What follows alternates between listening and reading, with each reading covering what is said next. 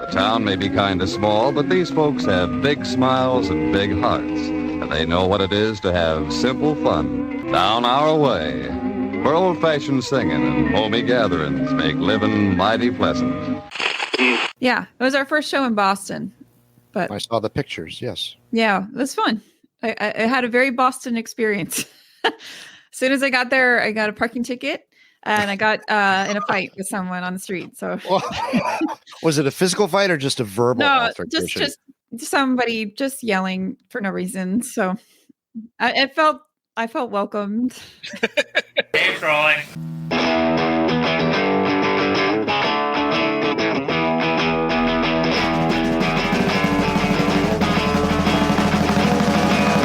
Welcome to Abandoned Albums, the documentary podcast where we take a closer look at some albums that may have been forgotten about over time, some albums you might not even know existed, and some albums by up-and-coming artists we think you should know about. I'm your host, Keith R. Higgins, and joining me once again, the incomparable Mr. Geoff Calhoun. Oonts, oonts, oonts, oonts, oonts, oonts, oonts, oonts. The paper doesn't give many details. Tell me about this. On this episode of Abandoned Albums, we talk with Tierney Tough, the frontwoman of the Florida-based band The Pauses. I love this band.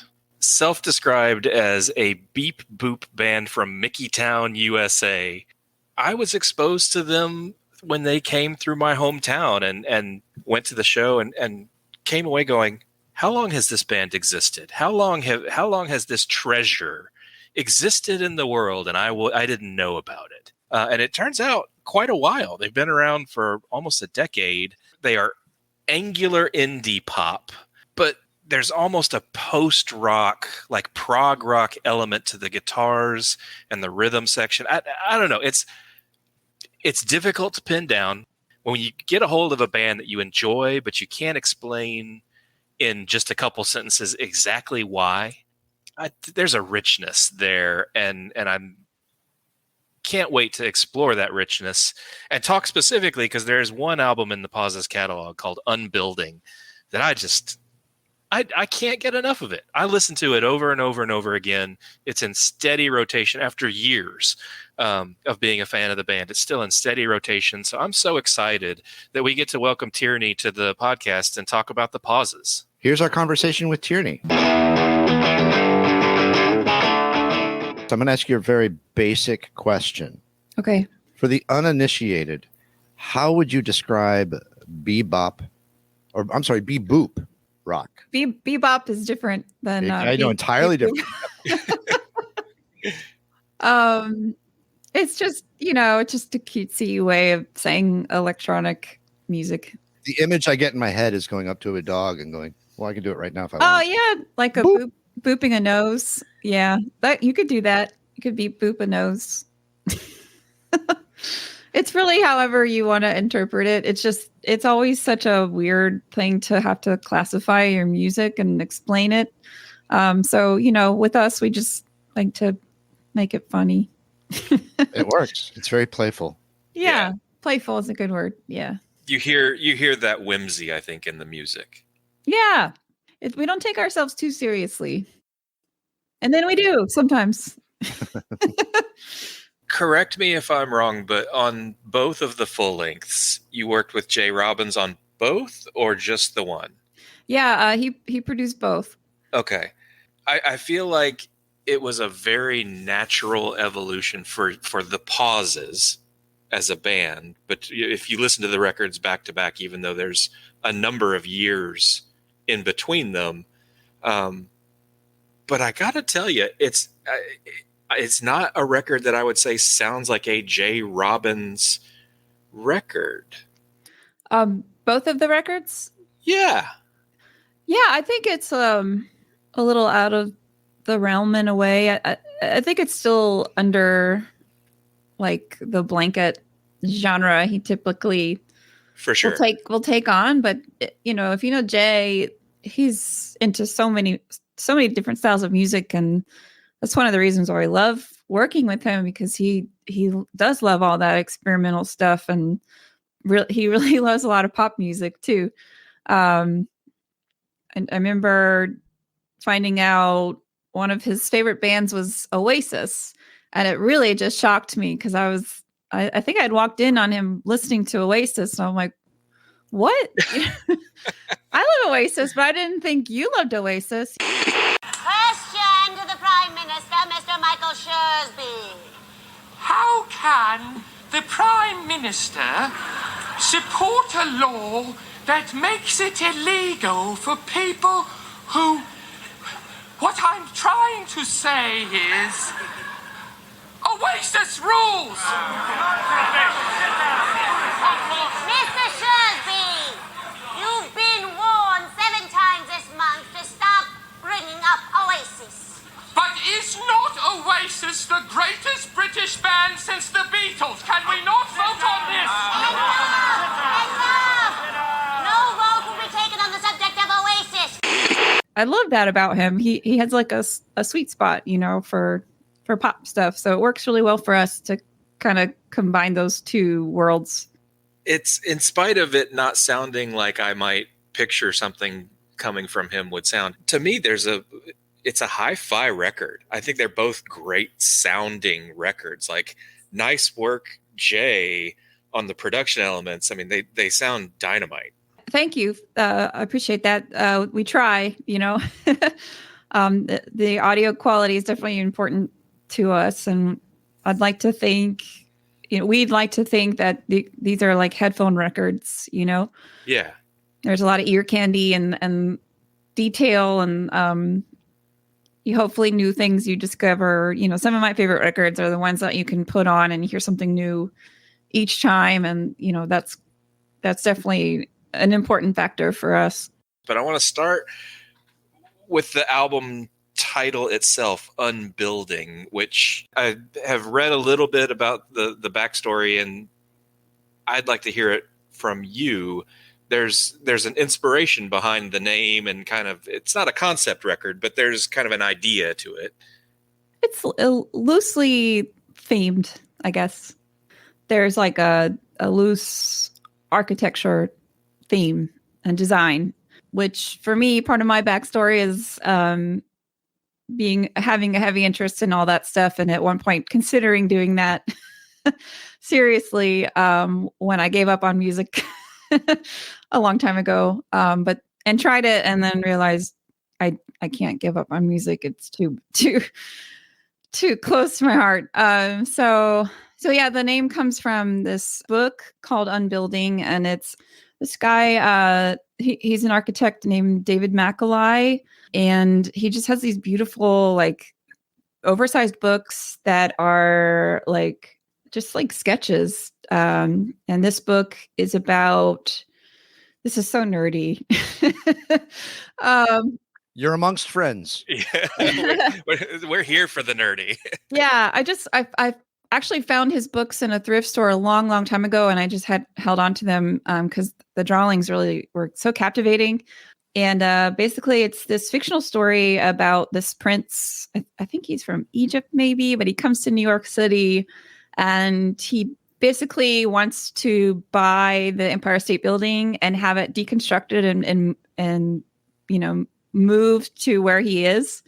So this whole book, like, there's a story, about this, and then it also shows like the deconstruction and like actual architectural drawings throughout the book and how they would actually do that, and which I thought was really cool. So I just love that idea and that concept of, like, I don't know, wanting to like destroy something and then put it back together. So and I just love the name. Very cool. Speaking of architecture, there was a Brutalism exhibition over at the Yale University School of Architecture that I went to a couple weeks ago. That was pretty cool. That's cool. Yeah. I went to a Brutalism exhibit at the Orlando Downtown Public Library. It's a Brutalist building, and they had one about that building, which has been there for a long time. Yeah, I love that stuff. I get really nerdy on that stuff, and like all the mid-century architecture and design, and so there's like, and this is even, God, this is so nerdy. There's a couple songs on that record that are references to Charles and Ray Eames. You know, I love their designs and things that they came up with. And I highly recommend watching the documentary, The Architect and the Painter, which is about them. And it's basically a love story about this power couple that work together, you know, and so one of the songs is about that. Very cool. Yeah. You and Jason both. Jason is the guitar player from the Pauses. Mm-hmm. You and Jason both strike me as the type of folks that would hit a thrift store hoping to find some musical gadget or contraption or obscure piece of gear that you can somehow work into the sound in an ongoing effort to keep things fresh and new and different and weird. Yeah, I don't think we're like intentionally trying to be weird. I think it's just organic. There's an organic weirdness to what we do. I think I don't know that we would, I mean, I definitely, you can see this is my little music room. I have an assortment of thrift store instruments and weird stuff. You know, I have this melodica I've been playing with. And then I just got this little Zoom H2N. It's like a little field recorder thing. So I've been kind of playing with that to make like beats and stuff. But, you know, and he's he definitely has a lot of that stuff too. He's more of like the digital thrift store, you know, finding weird stuff online. One of the songs on this record, you know the Google, like the daily Google, I don't know what they're called. In the search engine, it'll change, like it's a different theme. There was one day there was a Clara Rockmore Google theme, and she's like the famous theremin player. So you could play, you know, the theremin on the Google search engine, and Jason actually used that and recorded it for one of the songs. So I think, I think resourceful maybe is the word. But yeah, like trying to find, you know, unique sounds for sure, and taking pre-existing elements and kind of messing them up in a way and affecting them in a different way. And I started to play more with like vocal effects for this record, and which I'm getting more into now. So yeah, just kind of like slightly altering something, you know, I think is maybe our forte. One of the things that you occupied yourself with while everybody was locked down was you published a couple covers. One of them was a pretty incredible Breeders cover, I thought. Is that something that you are mixing into the set? Yeah, that's one of my favorite Breeders songs. Probably my all-time favorite Breeders songs, called Off You.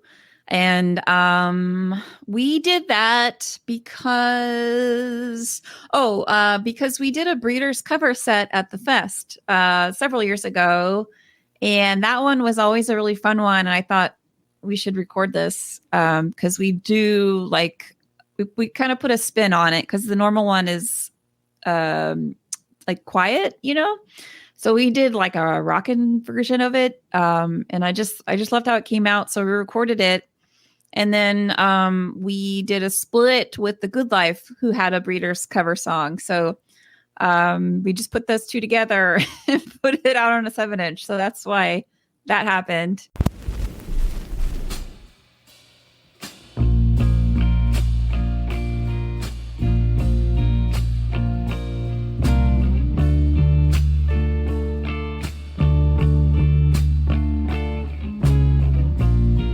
I've laid this silence on 1,000 times. I'm on it, but I'm going strange.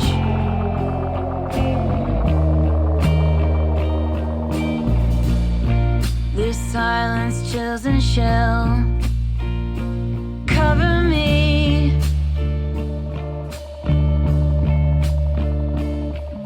Winded rock and skies I've yet to see.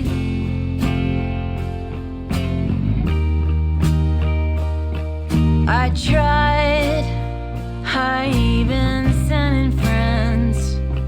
They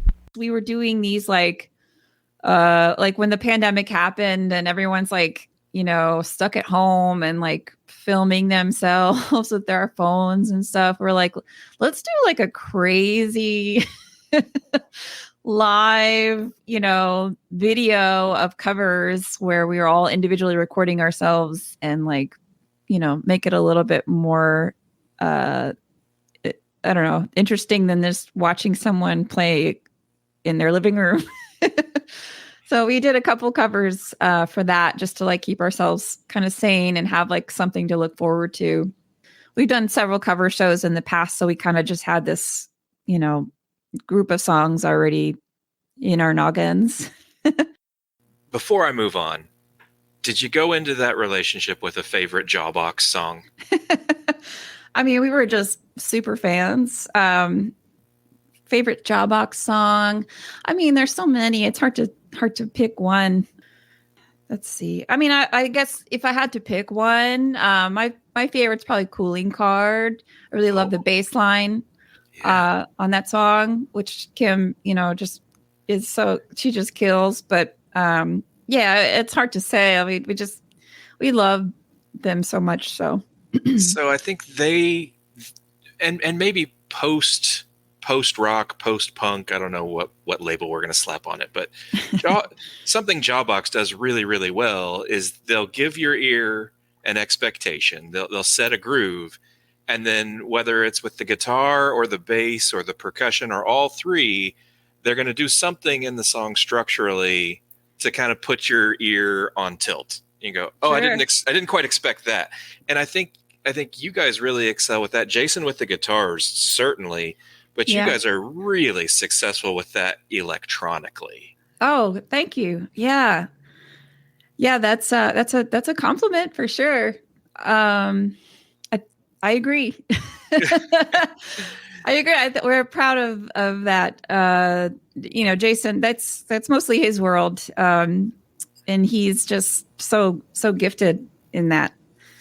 Yeah. Thank you. You're welcome. I want to talk about a specific song on the record, which is Digital Detox. Okay. I read that you and Jason kind of workshopped that originally as like a jingle.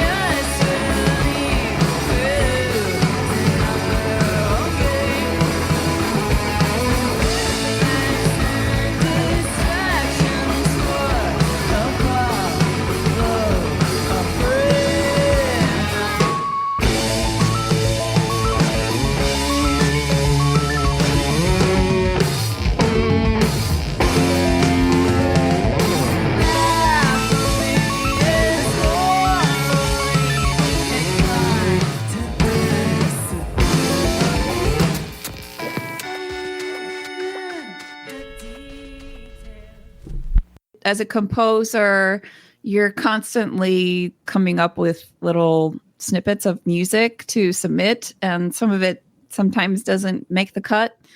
So he'd had this little piece lying around. It wasn't even a full song. It was just like maybe one riff or something. And I just I'd heard it and I was like, oh, that's so catchy. Like, that would be so fun to work on. I think he was like resistant because it was like too sugary for him. Oh, okay. Because, when you're making commercial music, it's like gotta be, they're like, make it sound like M83, and do those whatever. So I think he had associated it with being, sugary. So it was kind of a struggle. I was like, no, it's really fun. Like, let's keep working on that. And then that, of course, ended up being the single.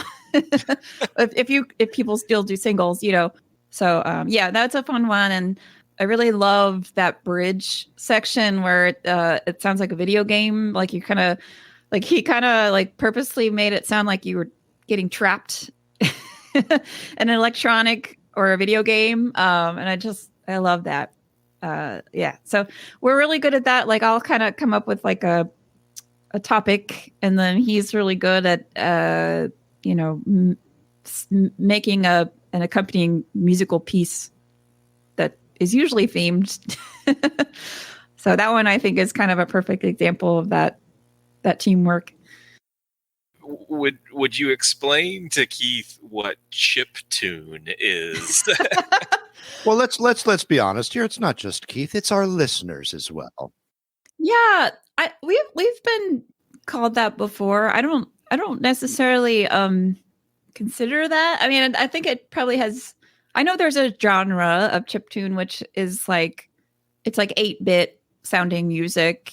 Kind of like old school video game style sounds. Like very. Well, I don't want to. Yeah.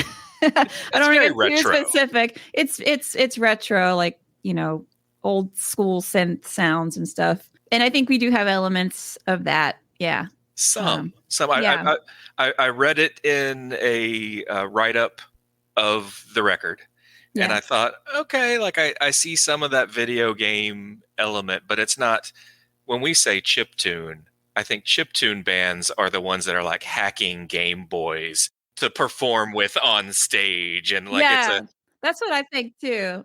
A core element of the band. It's more of a flavor that's mixed in with the rock and roll with you guys. I think it's just a lazy term people associate with us because they don't know like how to describe what we do. But I think that's just like sometimes journalism is like that. Like it can be lazy. Sure. So, I mean, but I'm not offended by that. I think chiptune is cool. I think there's definitely some elements and sounds that could be associated with that and that retro style for sure. Could we take that one step further where if there's chiptune, it stands to reason there could be chipcore? Oh dear. I would Let's make that so. happen, Tierney. Let's make it. I mean, are we talking about food or music? Because I was thinking might music. be more into the food, right? The food gang. They have this new campaign, Henderson Valley eggs. You're gonna love our eggs. Yeah, this ain't your daddy's egg. And skateboard. Finally, an egg for my generation. They have these bending guitar notes, and then they intercut it with like a quiet, like granny on a rocking chair, sitting. They go, "I like eggs the old-fashioned way." Fuck you, Granny! Henderson Valley egg. You're gonna love our eggs. It's why the band is interesting. Is you can't pin it down into one bucket. I mean, just to watch you perform, you're moving from the keyboard to the bass. You're the vocalist, but there's more than just keyboards, bass, guitars going on. I mean, you've got some sampling techniques. You've got a lot of stuff that's performed to a click, obviously, by the way the whole band is syncopated. And then there's like some cool light elements on stage. I mean, it's a whole like visual and audio experience to see the pauses live. Yeah, we definitely try to make it a whole package deal. We do have a light show that is synced to the music. Jason built out this like it's beautiful. Each instrument, bass, vocal, the drummer has a light in his kick drum, and then guitar has its own individual light, and the light syncs up with each individual part. And this has been pre-built. It's like a MIDI synced light show, and then the drummers kind of controlling that along with the tempo that we're all on. So it's all synced to the music. And yeah, so there's, the drummer is also triggering samples on his rolling pad, and then Jason's playing electronics along with that. It comes together really impressive. It's very cool. Oh, thanks so much. You'll have to forgive my ignorance. Does that allow for a lot of improvisation? No, well, in like with the guitars and like the vocals, I think we just naturally do that. Like, I know Jason and I, we definitely change things up. Like he'll play like a different guitar line. Like, oh, that was cool. Like, I think we both like to have fun with it, but some of this stuff is hard to change because it's, set up already a certain way. So, but yeah, we do kind of play around with other stuff. I'll change a vocal line or whatever, just to keep it fun. In promoting the record, you got to do some pretty cool YouTube channel, radio station type of performances. You did Day Trotter with Paste. Mm-hmm. You had a really cool Toast and Jam session. And then you had the performance on Audio Tree that you can stream a lot of places. All three seemed like they were very cool experiences. Yeah. That's always fun and nerve-wracking. I was so impressed with the Audio Tree experience because all of that stuff is done live and so fast. You have like 10 people working and getting this thing together, and then it's just live, and it sounds and looks incredible. So that was a really cool experience. I was really happy with how that came out too. Yeah, that stuff's so fun to do. For me, it is a little bit nerve-wracking because you're live and it has to be, good. But it's exciting. Yeah. Pressure to perform well. Yeah. That Audio Tree session, I don't know if you can see behind me or not. I'm going to try and block out the bright light. Behind me are 3 prints from The Bird Machine. Oh, yeah. In your Audio Tree session, you brought out for the song Had/Have a little cameo from Jay Ryan of Dianoga and The Bird Machine, an incredible designer and print silkscreen printer and musician in and of his own right. How did you hook up with Jay? That's so cool. Yeah, I love Jay. So he's one of my all-time favorite bass players. Like I could say, Dianoga is definitely like an influence for me with bass playing. How did we meet Jay? I think probably through the guy who did our album cover art, Dan Black, who has a printing company called Landland. He's from Chicago area. I don't think he's there anymore, but I would say probably through him and just mutual friends. And I think we got to know Jay through him better. And I just asked him, so I was like, oh, you know what it was? I just remembered. I met him through Dan Black at South by Southwest because I used to go there sometimes. And I went to Flatstock, which is the print convention they have there. And I had been such a long time fan. I was like, I gotta go meet Jay Ryan. I'm just going to go. And I was on tour, I think. And I went to see him and met him. He was super cool. We took a picture and he's like, let's spin around. So I have this picture of us like spinning around and in motion, and it's pretty funny. And I think he just kept in touch, and I just asked him if he wanted to come and play on the Audio Tree with us. That was pretty special for me. I was I am a big fan. Yeah. What a neat experience. Yeah, it was pretty cool. You have moved from Orlando to Gainesville. Uh-huh. You at one point were described as an ambassador for the Orlando scene. I was? You were, which is to me quite a compliment. A lot of pressure. I know, right? Do you still consider the Pauses an Orlando band? Oh yeah, 100%. Yeah, everyone else is in there, Orlando, and that's where we rehearse. And I still go to Orlando a lot. So yeah, I think so. You're still an ambassador, you think? I I really don't want to be one. I won't force it on you then. Okay. Usually when I look at least what is public facing as far as metrics, if there's a song that has, 5 to 10 times the number of streams as the rest of an album, it's because, that was, on the movie soundtrack, or that one, was on the Gilmore Girls episode or something like that. Digital Detox was the single, but as far as what we can see, the by far and away most popular song from the album was the best for the most for the least. Was there a Gilmore Girls soundtrack moment for that song that propelled it to that success? I wish. That would be amazing. No, actually, I think it's because of the Audio Tree. That was the most popular Audio Tree song. And then what happens is like someone will add it to a playlist, and then I'll just kind of like keep spreading, like that. And I think and it's just still like being added to playlists all the time. So I think that's why.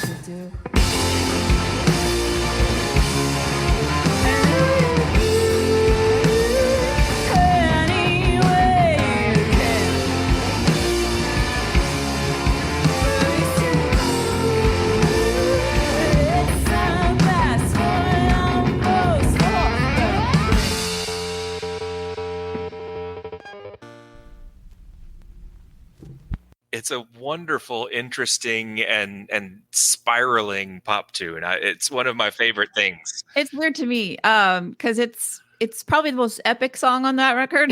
Mm-hmm. It is weird that that's the most, quote unquote popular song off that record. It's one of my favorites to play. So I'm glad other people appreciate it. Digital Detox and Best for the Most for the Least. And I'll throw a third one in there. Eventually Everything Connects. Mm-hmm. If I was running the record label and listening to this album saying, well, what are we going to push? Those would be the 3 that I would think would be the easiest access. Yeah. But I want to talk about the song The Means. I find that song interesting in that it's a little bit of a change of pace from the rest of the record. I still find some tones in there that make me think I could find myself in a particular level of a video game. I mean, it's consistent with the vibe of the rest of the record, but The Means is kind of its own thing as far as a songwriter. Tell me about that tune. It's definitely the darkest record or song on that record, I think. At least lyrically, I think. Maybe tonally too.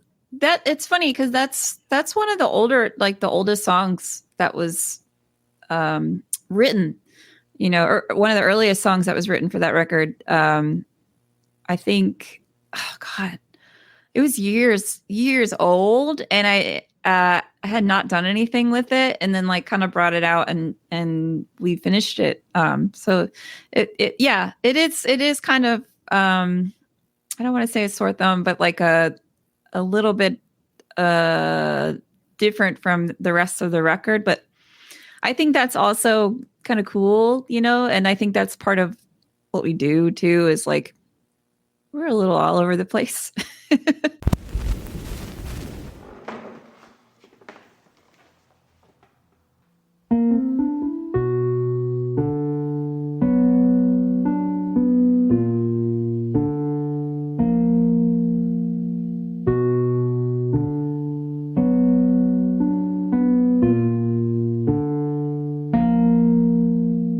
I've always wondered what it would be like with the same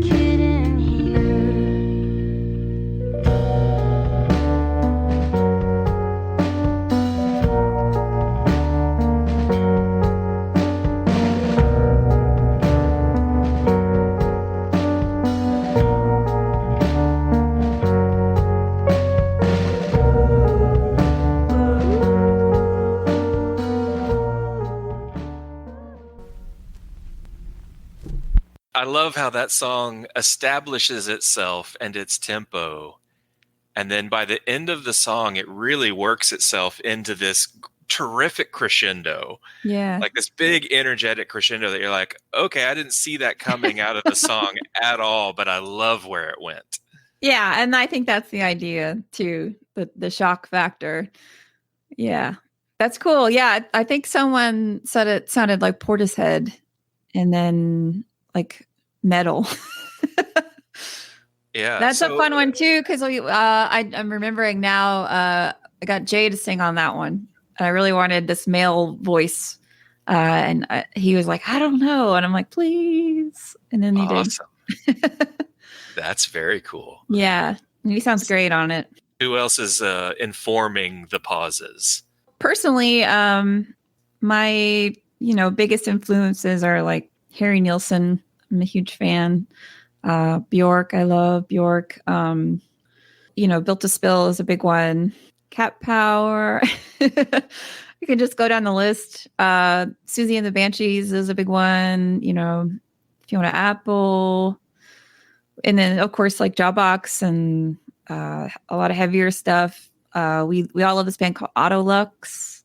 It's like Failure members. And will we ever do a podcast episode that the band Failure is not mentioned on, Keith? Oh no, sorry. It does not seem that way. Sorry. They are circling our orbits like Greg Edwards, Kelly, Yeah. Kelly Scott, Ken Andrews, every episode. Oh man. Well, they should sponsor your podcast then. They should, or come on it. Yeah. Yeah, there you go. Both would be ideal, but I'll take one or the other. Yeah. Last song I want to talk about specifically off that record, and then I promise I'll leave you alone to talk about other stuff. Okay. The beginnings of things. Let me inside of your head on writing the beginnings of things, and because I think it's one of the most lyrically interesting songs on the record. Sometimes I don't know why something happens. Sometimes I just live in this abstract world where things just come out, and maybe later on I figure out why. And then maybe sometimes I don't know why and know in the moment. I think that's one of those mysterious ones. Maybe I was just like, generally speaking, of how things are exciting in the beginning, and not so exciting later. I don't know. It is a little cryptic, isn't it? Mm-hmm. I like to be a little cryptic sometimes, though.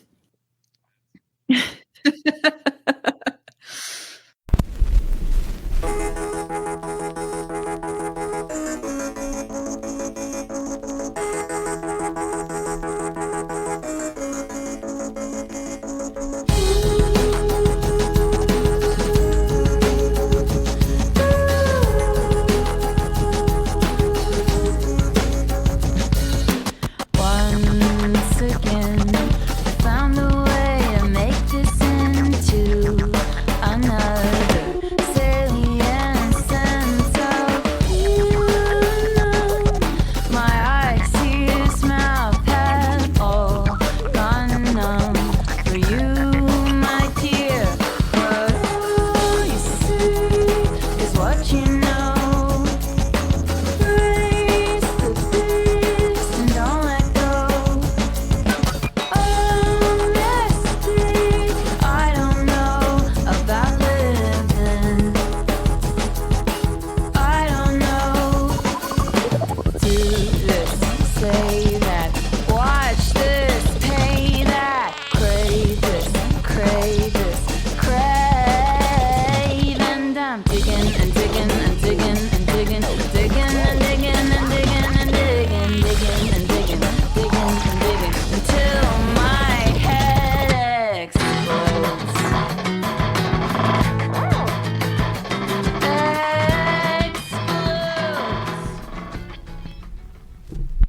You followed the album up with the pauses. You've put an EP out under as a solo project under the Tierney Tough name. Oh, yeah. I have one EP. Came out last year. Mm-hmm. Is that indicative of what's next for you? Are you going to pursue both solo and the band, or are you going to focus on one over the other? What's next for you? Yeah, I'm still working on solo stuff. Yeah, I have another EP ready to go pretty much. I just have to record it.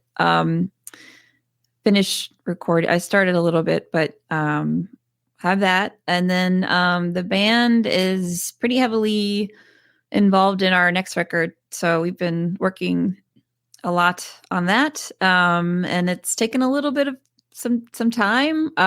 We like to take our time with things and make sure it's good. And that I think also it's been kind of a big discovery process, at least for me, content wise. So there's been some learning to do and yeah, it's hard to say without going into it, but it'll be a little bit more like I don't want to say conceptual, but a little bit more leaning heavier on the themes. So it's been more involved for me personally. Okay. So yeah, we're excited about that. We've been working pretty hard on finishing writing for that.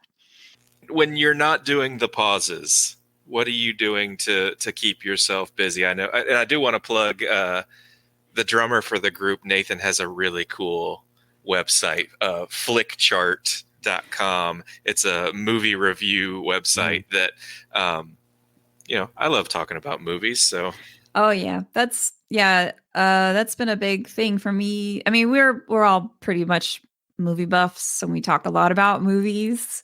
His website is a rating website. It's really fun, and you can lose time on it. Actually, Quentin Tarantino talked about it recently, which is pretty cool. I saw that. Yeah. That's very cool. Yeah. Last year, you guys got paired with, you did some dates with Mock Orange. Mock Orange is one of my favorites. I probably listened to them. I don't know. There's something about their music, like I can work to it, like it's like really great motivational music, I guess. It's because it's so fun and mathy and catchy and melodic. So getting to play with them was pretty cool. We just played with this band Sloth Rust. They're really fun. Yeah, we did. We hadn't toured in 2 years, so this year was our first time back touring, and we got to do two really fun tours. I just feel so lucky that we were able to make those happen, and everyone was safe and nobody got hurt or sick or anything, and it just all went really great and so much fun. Yeah. Who is the dream tour for 2023? If you could pick any band to go out with the pauses, who would you grab? Oh my goodness. Like opening for someone or just anybody? Or have them open for you. Who cares? Oh man. I mean, I think I have a couple ideas. One of the bands that we had the most fun with touring with was Built to Spill. It was just such a dream, getting to play with one of your all-time favorite bands and hearing that. We did the Keep It Like a Secret anniversary tour, and hearing those songs every night was just a dream. So that had to have been so cool, man. Just surreal, and they're all such lovely people too. Doug Marsh, just a great guy, and I don't know. I would go back out with Built to Spill. And Jawbox. We love Jawbox so much too. It just anybody who's nice and has, good music is great. It sounds like the next Pauses record is at least mostly written. Are we hoping to have something out in 2023, or are we shooting for maybe further out? I mean, it's so hard to say, with like trying to find support and help. And then, with the turnaround time for things, we'd love to record. That's our, small goal. So finish writing and record. It's kind of a waiting game after that. Is the temptation to just throw something up on Bandcamp and get immediate gratification and not have to wait the 16 months for the record pressing plant? Does that tempt you at all? We're pretty patient about, waiting to have the full representation of something. Like, that's pretty important to us. I know that some people do release digitally first, but I would think they at least have an idea when the vinyl's coming out. But yeah, for us, we're willing to wait to make sure it's all good. I'm dying to see the Cate Blanchett movie. Tar. Yeah, that's on my list as well. Yeah, I would watch her do anything. She's incredible. Yeah, she was in a film that I saw. I think it was earlier this year called Nightmare Alley. That I really loved. If you haven't seen that, she's amazing in it. Yeah. Did you ever see her in the Bob Dylan movie where she played Bob Dylan? I can't remember the name of the movie. Oh no, I need to see that. Yeah. Is she awesome? Yeah. Yeah. Yeah. She's incredible. Tierney, this was super fun. Thank you. Thank you so much. I had such a great time. Yes, thank you very much. Yeah, and say bye to your doggy for me. That's Rufus right here. Yeah. Oh, Rufus. Hi, Rufus. Say goodnight, Fitz. This is Arrow. Arrow? Yeah. What do we got? A little Yorkie? She's a Bichon Chihuahua mix. Oh, wow. Okay. Yeah. Kind of looks more like a Westie, I guess. That's what I was thinking of. I'm sorry. Yeah. Yep. But a little bit Yorkie, yeah.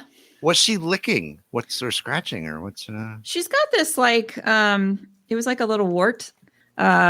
She has like Gainesville, there's like a lot of dust and pollen and stuff that she just like collects, so her allergies are pretty bad here. I gotta pay for medicine every month for him.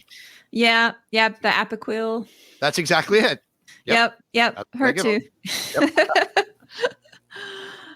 Oh, well, thanks so much. Nice to meet you all. And I look forward to the podcast coming out. Thank you. Yeah, thank you so much. Take care. All right. Bye. Many thanks to Tierney Tough. Our theme song is Rocket Sled by Blip. Abandoned Albums was recorded at Thunderlove Studios. Written and produced by Keith R. Higgins and Jeff Calhoun. Engineered and mixed by Steve Beasley with the help of Mike Hunt. Edited by AJ Royce. The songs you heard during this podcast were Off You, Digital Detox, The Best for the Most for the Least, The Means, and The Beginnings of Things. You can stream the pauses wherever you stream your favorite music, and be sure to check them out on Bandcamp. Original music by Mike Pellegrino. If you like what you've heard, please be sure to subscribe and leave us a rating. It really does help. Thanks for listening. At Twitter, we are at Abandoned Albums, and on Instagram, we are at Abandon_albums. Grazie. Bailey Leaf. Rob Janicki. Mike Pellegrino. Therina Vella. Ronnie Barnett. S.W. Loudon. Michael Janicki. Peyton Janicki. And our executive producer, Rufus Thunderlove.